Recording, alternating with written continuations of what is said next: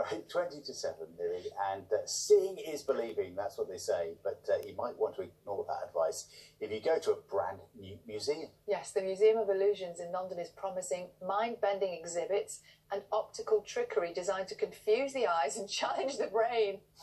Dear me. Our reporter Layla Hayes has been to have a look to see if things really are as they seem.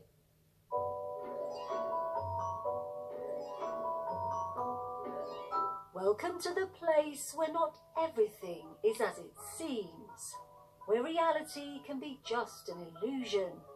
Over 70 interactive installations, including this facade of Downing Street in the capital's newest museum.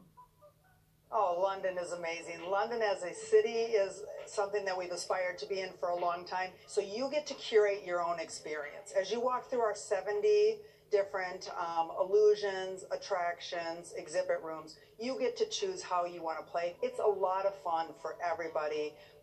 And now that schools have broken up, it might just keep them entertained. Is this better than a normal museum? Way better, because it's more interactive and it's more modern. Yeah, they mess with my brain. It looks funny. They've just had a whale of a time and touching everything and double illusions and popping their heads up with no legs at the bottom. They're like, oh, this is wow, and isn't it? The Museum of Illusions is already in 28 countries around the world, but this is the first time it's come to London. So this is the Vortex tunnel, and as you walk through it, it's spinning from left to right, or at least it feels like it is. Really unnerving. The government has slashed VAT from 20 to 5% on attractions this summer, which is hoped will help days out become more affordable. And there are other discounts. If you're a carer, you can get in for free, and I don't think a lot of people realise that.